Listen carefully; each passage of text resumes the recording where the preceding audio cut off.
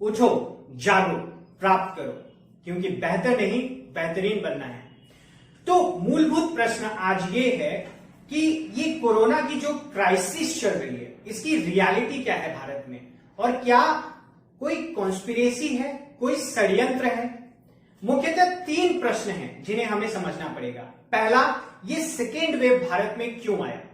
दूसरा important question है कि वैक्सीन एक्सपोर्ट करते करते आज हमें इंपोर्ट क्यों करना पड़ रहा है। और तीसरा इंपॉर्टेंट क्वेश्चन है कि ऑक्सीजन की कमी आखिर में क्यों हुई। और इन सब के बीच में क्या कुंभ मेला को दोष देना चाहिए, क्या चुनावी रैलियों के कारण से ये हो रहा है, क्या नरेंद्र मोदी की या राज्य सरकारों की सच में कोई गलती है, और इन सारी चीजों के बीच में ये अमेरिका यहां पे क्या रोल अदा कर रहा है, या जर्मनी का कोई एक स्टेटमेंट आया है, इसके पीछे में रियलिटी क्या है, क्या कुछ षड्यंत्र भी चल रहा है। आइए देखते हैं 1 by 1 इन सवालों पे क्या जवाब है। सबसे पहला कि सेकेंड वेव क्यों आया। तो अगर आप लोगों को ध्यान हो तो सितंबर के महीने से चीजें जो है सामान्य होने लगी थी, और हम और आप यानी कि जो आम जनता है, आम जनता ने भी जो मास्क हैं वो पहनने छोड़ दिए थे। सैनिटाइजर तो बहुत दूर की बात है, और हम लोगों ने मान लिया कि ये जो पेंडेमिक है, ये जो महामारी है वो खत्म हो चुकी है। लेकिन क्या रियलिटी वो थी? लेकिन जैसा कि हम हमेशा कहते हैं कि जनता तो मासूम होती है, हमें सब चीजें नहीं पता थी। दूसरा उत्तरदायित्व किसका बनता है? वो बनता है सरकार का, केंद्र सरकार का और राज्य सरकार का। उससे पहले एक चीज मैं बता दूं कि जो हेल्थ है, मतलब आपका जो स्वास्थ्य है, वो राज्य सरकार के अंतर्गत आता है, केंद्र सरकार के अंतर्गत नहीं आता। इसको प्रूफ करने के लिए एक बात मैं आपको बता दूं कि आप सब लोगों ने सुना होगा कि आयुष्मान भारत योजना एक केंद्र सरकार ने लॉन्च की थी, जिसको लागू करने से बहुत सारे राज्य सरकारों ने मना कर दिया था, जिसमें अगर मुख्यतः एक नाम बताऊं तो मैं वो बंगाल का है। तो इसका मतलब है कि स्वास्थ्य के बारे में जो भी फैसले लेने हैं वो अंततः राज्य सरकारों के पास में वो फैसले लेने का अधिकार है। इसका मतलब क्या हुआ? इसका मतलब यह हो गया कि राज्य सरकार और केंद्र सरकार दोनों की ही गलतियां हैं। यहां पे जितनी गलती राज्य सरकार की है उतनी गलती केंद्र सरकार की भी है। ठीक है, अब इसके साथ में ही देख लेते हैं कि कुंभ मेला अगर आप ध्यान दीजिए तो स्टार्ट हुआ है 1 अप्रैल से। 1 अप्रैल से कुंभ मेला जो है वो स्टार्ट हुआ है। ठीक है, कुंभ मेला के कारण से चीजें जो हैं और बदतर ही हुई हैं, सही नहीं हुई है, बात सही है। लेकिन अगर आप केसेस जो रिपोर्ट होने शुरू हुए हैं उन पे ध्यान दें तो महाराष्ट्र और दिल्ली में मिड ऑफ फरवरी के मध्य से फरवरी के अंत से ही केसेस स्टार्ट हो गए थे। तो कुंभ मेला तो 1 अप्रैल से स्टार्ट हुआ है, और केसेस जो हैं वो दिल्ली में और महाराष्ट्र में फरवरी के अंत से ही स्टार्ट हो गए हैं। तो इसका मतलब है कि वहां पे जो केसेस आए हैं, इन केसेस का कहीं से भी रिलेशन जो है वो कुंभ मेला से नहीं है। ये चीज आपको समझनी बहुत ज्यादा जरूरी है। ठीक है, दूसरी जो बात है, इसमें हम लोग ये भी नहीं कह सकते हैं कि कुंभ मेला जो है उसके कारण से केसेस नहीं बढ़े हैं। जी हाँ, कुंभ मेला भी उत्तरदायी है। कुंभ मेले को पूर्णतः बंद करना चाहिए था, लेकिन पूर्णतः कुंभ मेले के ऊपर में आरोप लगाना भी सही नहीं है। दूसरा, चुनावी रैलियों के ऊपर में जिम्मेदारी आती है। क्या चुनावी रैलियों के कारण से ऐसा हुआ? जी हाँ, चुनावी रैलियों के कारण से भी कोरोना जो है वो बढ़ा है। लेकिन इसमें सिर्फ और सिर्फ एक पार्टी और एक इंसान को दोष देना सही नहीं है। क्या विपक्ष की पार्टियां जो हैं वो चुनावी रैलियां नहीं कर रही थी? क्या ममता बनर्जी, क्या केरला में विजयन साहब, क्या स्टालिन साहब तमिलनाडु में, क्या बाकी जो पार्टियां हैं ये सारी पार्टियां चुनावी रैलियां नहीं कर रही थी? तो गलती तो बीजेपी की भी है, गलती पीएम मोदी की भी है, उसी तरह गलती ममता बनर्जी की भी, स्टालिन साहब की भी, और बाकी जितने विपक्ष के नेता हैं उनकी भी है। किसी एक को एक साहसिक कदम उठाना चाहिए था और कहना चाहिए था कि हम लोगों के लिए चुनावी रैलियां नहीं करेंगे। हम ये फैसला करते हैं कि चुनावी रैलियां जो है उनके कारण से कोरोना बढ़ रहा है, तो हम लोगों के लिए ऐसा नहीं करेंगे। नहीं तो अन्यथा ये बोलना बहुत गलत है कि मोदी जो है उन्होंने फैलाया, तो मान लीजिए मोदी क्यों पीछे हटेंगे, उन्हें भी तो चुनाव लड़ना है। अगर ममता बनर्जी रैलियां करेंगी तो मोदी भी, उनका ये अधिकार बनता है कि वो भी रैलियां करें। लेकिन हर राजनेता ने अपने अधिकार तो देखे, लेकिन किसी ने भी जनता के बारे में नहीं सोचा। तो यहां पे मोदी भी गलत हैं, ममता बनर्जी भी गलत हैं, और चुनावी रैलियां जो हैं उनके कारण से अवश्य ये जो कोरोना है उसका जो सेकेंड वेव है ये बढ़ा है। तीसरी जो बात है कि बहुत महीनों पहले ही, दिसंबर जनवरी के समय में ही यूके में ये जो म्यूटेशन है, ये म्यूटेशन वाला कोरोना मिल चुका था। उसके बाद भी मतलब ये जो जानकारी जो है ये लगभग जनवरी के महीने तक हर किसी को मिल चुकी थी, लेकिन उसके बावजूद ना तो केंद्र सरकार ने ना ही राज्य सरकार ने ऐसा कोई भी एक कदम उठाया जिसके कारण से ये पता चले कि उन्होंने एक विजनरी, एक दूरदृष्टि दिखाई है। तो गलती तो सरकार की भी बनती है। तो जैसा कि आप देख रहे हैं, इन सारे कारण से, चाहे वो कुंभ मेला था, चाहे वो चुनावी रैलियां थी, चाहे वो राज्य सरकारों का मिसमैनेजमेंट था, चाहे वो केंद्र सरकार का मिसमैनेजमेंट था, इन सारे रीजन से, चुनावी रैलियों के कारण से, यहां तक कि आपका जो फार्मर प्रोटेस्ट चल रहा है, किसान आंदोलन जो चल रहा है, वो सही है या गलत वो मैं नहीं बोल रहा हूं, लेकिन कोरोना के समय में हम सब जानते हैं कि ज्यादा लोगों का एक जगह जमा होना सही नहीं है कोरोना के नजरिए से। तो किसान आंदोलन ने भी उसमें कहीं ना कहीं बढ़ने में एक भूमिका जरूर निभाई है। अब आ जाते हैं हम लोग कि ऑक्सीजन की कमी क्यों है। देखिए, जनवरी 2021 के महीने में 201.58 करोड़ रुपए राज्य सरकारों को दिए गए 162 ऑक्सीजन जनरेशन प्लांट लगाने के लिए। और ये ऑक्सीजन जनरेशन प्लांट जो हैं, इनको स्थापित करके चालू करने में 1 हफ्ते या 10 दिनों का समय लगता है। तो जनवरी से आज मई का महीना आ गया है और ये काम जो है वो पूरे क्यों नहीं हुए। तो राज्य सरकार की गलती तो यहां पे जरूर है, लेकिन इसके साथ में केंद्र सरकार सिर्फ फंड आवंटित करके अपनी जिम्मेदारियों से मुक्त नहीं हो सकता है। केंद्र सरकार ने भी अपनी तरफ से भरसक प्रयास नहीं किए। आज अगर हम देखें तो केंद्र सरकार जो है वो दूसरों देशों से, अलग अलग देशों से क्रायोजेनिक ऑक्सीजन जनरेशन प्लांट जो है वो लेकर आ रहा है।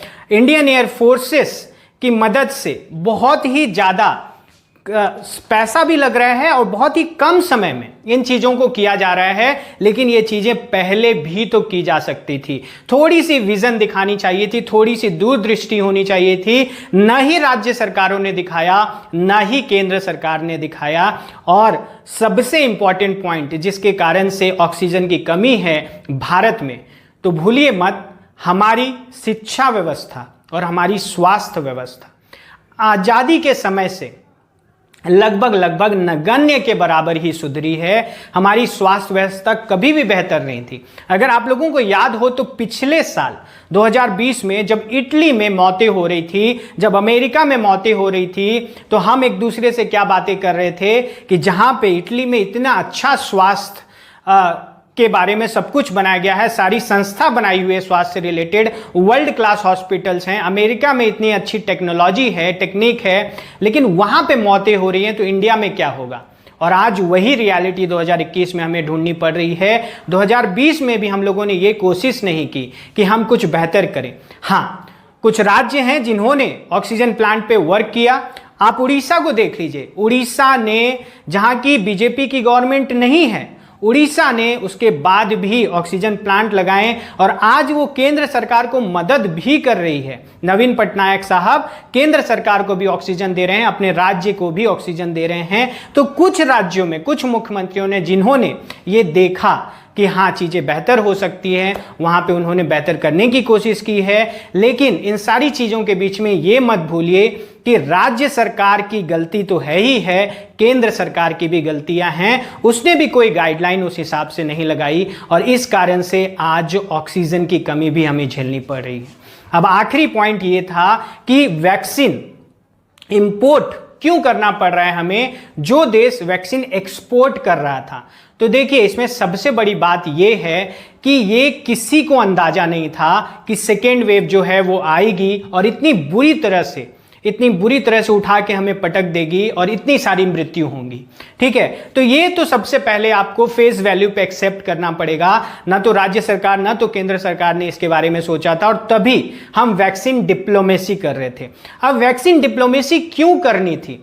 आप सब जानते हैं कि चीन जो है उसने हमारे जितने भी पड़ोसी देश हैं, सारे पड़ोसी देशों को किसी न किसी तरीके से मदद की है, और उन मदद के बदले वो क्या करता है, किसी देश के किसी पोर्ट को, जैसे श्रीलंका में हम्बनटोटा जो पोर्ट है उसे उसने 99 साल के लीज में ले लिया है। जैसे बांग्लादेश में चिट्टागांव हो गया, जैसे पाकिस्तान में आप जान ही रहे हैं वो क्या कर रहे हैं। तो उसी तरह इंडिया को भी डिप्लोमेसी करनी थी, वैक्सीन डिप्लोमेसी बहुत ज्यादा जरूरी थी, ताकि दूसरे खास करके पड़ोसी देशों से उसके रिश्ते जो हैं वो बेहतर हो पाए और चीन की एक कार्ड बन पाए वो।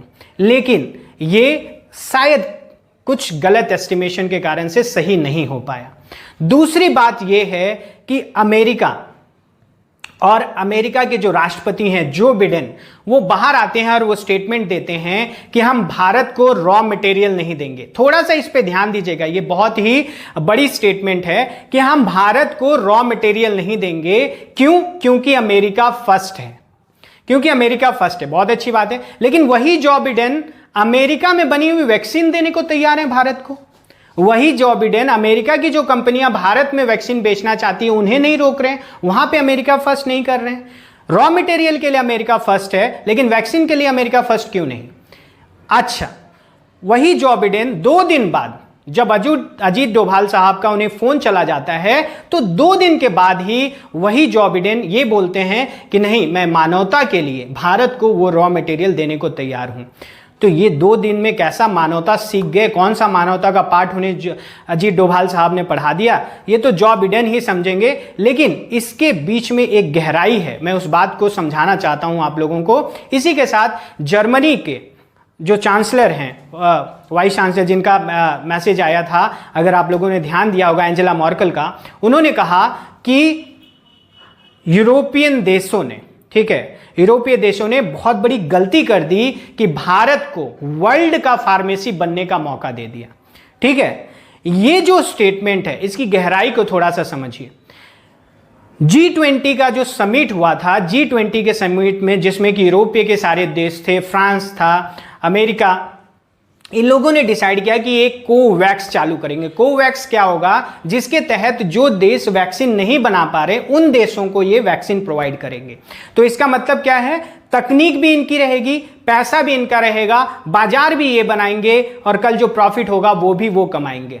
लेकिन उसी जगह अगर भारत अपने लोगों को, ना सिर्फ अपने लोगों को बल्कि दुनिया के दूसरे देशों को भी वैक्सीन अगर देने लगेगा, तो क्या ये यूरोपीय देशों की जो सत्ता बनी हुई है, जो वर्चस्व बना हुआ है, जो ये इतने सालों से राज करते आए हैं, ये टूट नहीं जाएगा? तो कहीं ना कहीं अमेरिका ने जो रॉ मटेरियल देने से मना किया, एंजेला मर्केल ने जो ये चीजें कही, ये कहीं ना कहीं इस चीज से रिलेट करके आप देख सकते हैं कि ये भारत के वैक्सीन टेक्नोलॉजी के उदय से ये कहीं ना कहीं अपने आप को निराश पाते हैं, ये इसे सही तरीके से नहीं देखते हैं। एक बात और आप सब लोगों को मैं बता दूं कि चीन को टैकल करने के लिए भारत का साथ देता है अमेरिका। ऐसा नहीं है कि कोई पुरानी मित्रता है। अगर आप लोगों ने अंतर्राष्ट्रीय संबंध पढ़े हैं, अगर इंटरनेशनल रिलेशन के बारे में आपको नॉलेज है, मैंने क्लासेस कराई हैं, वहां पे आप देख सकते हैं, तो कोई भी देश किसी भी देश का दोस्त नहीं है, हर देश अपना हित देखता है। आज अमेरिका भारत के खिलाफ भी खड़ा हो जाएगा अगर भारत का वर्चस्व एशिया महाद्वीप पे बहुत ज्यादा बढ़ जाएगा। तो जिस तरह से आज चीन के खिलाफ है, उसी तरह से कल भारत के खिलाफ भी हो जाएगा। तो इन सारी चीजों में जो पहले 3 प्रश्न थे जो हमने देखा कि सेकेंड वेव क्यों आया, ऑक्सीजन की कमी क्यों हुई, और उसके साथ साथ में वैक्सीन एक्सपोर्ट करते करते हम इंपोर्ट क्यों करने लगे, इन सारी चीजों के साथ में ये जो षड्यंत्र भारत के खिलाफ रचा जा रहा है, उनके साथ में ही अंततः गलती किसकी है ये जानना जरूरी नहीं है। जरूरी इस समय सिर्फ ये है कि हम एक देश की तरह सब साथ में खड़े हों, जो जितना कर सकता है। आज मैं कितनी सारी संस्थाओं को देख रहा हूं, कितने सारे नवयुवक नवयुवतियों को देख रहा हूं, कितने सारे पॉलिटिकल लीडर्स को भी देख रहा हूं, कितने सारे एनजीओस को देख रहा हूं कि जो उनसे हो सकता है, चाहे ऑक्सीजन सिलेंडर दिलाना, चाहे वेंटिलेटर्स दिलाना, यहां तक कि भूखे को खाना खिलाना। ऐसे परिवार जो कोरोना पीड़ित हैं और जिनके पास खाने को नहीं है, उनकी सहायता करना, ये ही हम लोग आज कर सकते हैं। आज ये महामारी जो आई है, इससे हमें मिलके लड़ना है। एक दूसरे के ऊपर दोष देने के लिए, जिंदगी अगर बची तो दोष दे लेंगे आराम से, लेकिन जब जिंदा ही नहीं रहेंगे तो दोष देने का क्या फायदा। तो गलती तो केंद्र सरकार की भी है, गलती राज्य सरकार की भी है, गलती कुंभ मेले की भी है, और अगर उसके जैसे और भी कोई त्योहार होते हैं तो उनकी भी है। गलती जो है चुनावी रैलियों की भी है, गलती हर किसी की है। गलती तो मेरी भी थी कि मैं दिसंबर जनवरी के महीने बिना मास्क लगाए बाहर घूमता था। गलती हो सकती है आपकी भी हो, लेकिन गलतियों को ढूंढने का समय अब नहीं बचा है। हमें सॉल्यूशंस पे ध्यान देना है, हमें मिलके एक देश की तरह आगे बढ़ना है और हम जिएंगे। जी हां, हम लड़ेंगे और लड़के जिएंगे। इसी एक संदेश के साथ धन्यवाद।